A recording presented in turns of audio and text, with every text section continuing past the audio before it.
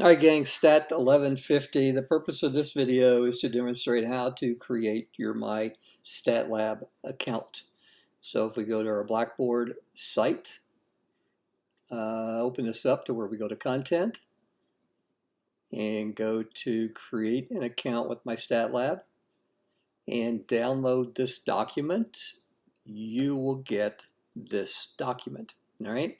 Now, what I'm going to need to do is I'm going to need to go incognito because I am logged in.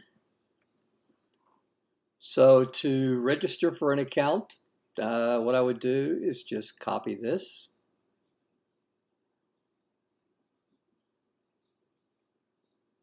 I have no idea why that came up.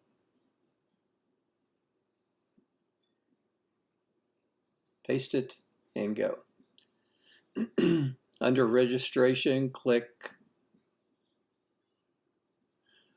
student. It's going to remind me later on that one. So what you're going to need is your email address. It does not have to be your Shawnee email address. In fact, my login is ddarbro@Shawnee. I don't even have the .edu. It's not even an email address at all. But you can use a Yahoo, Gmail, Shawnee, whatever. So, but you do need an email address that you have access to. Next thing you need is your instructor course ID, which you have right there. And you need an access code, which you have right here. All right, so let's make it happen. Register now. So I'm going to put in the course ID. So that's going to be Darbro 02842. I've entered this previously, so yours probably won't pop up that way. So you'll have to type in Darbro 02842, continue to register. Now, if you have a previous account with Pearson, you can sign in here and use that. Otherwise, you need to go through and create an account. So I'm just going to create an account here. Let's use that one. Doug Darbro, select my role. I want to be a student. Although I'm not, but I'm doing this for you. College student, undergraduate, month and year. Let's just put in month 05, and let's put in that we were born in 2000. Agree to the terms and create an account. Password. Okay, let me just do something.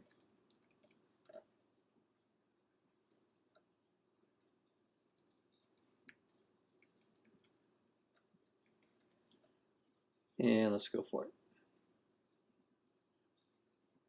So get started. Now what we want to do here is use an access code. Now we need to very carefully type these letters in. I don't even know if it will allow you to copy and paste. Let's just try it out. Okay, it does. A lot of letters there. It'd be really easy to create a typo.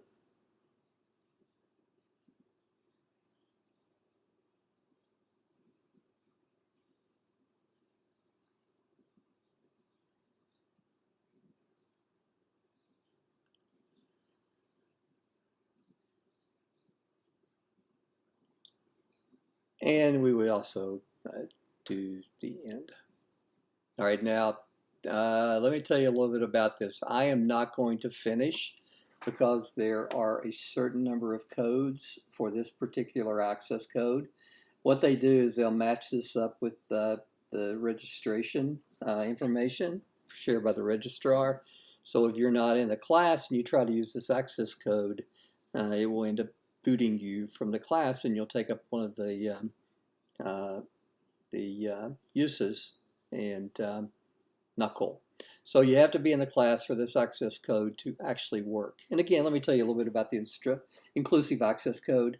The inclusive access code, the fee for that is included in your tuition and fees, so it's paid up front. You don't have to pay anything else.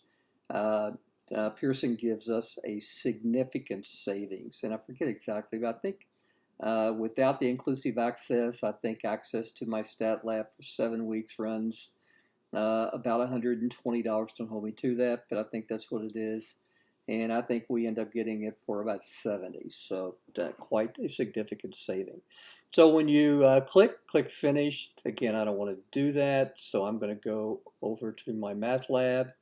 I'm going to sign in and show you what you should see. All right, so if I come down to my summer IF Stat 1150 SM1 2023,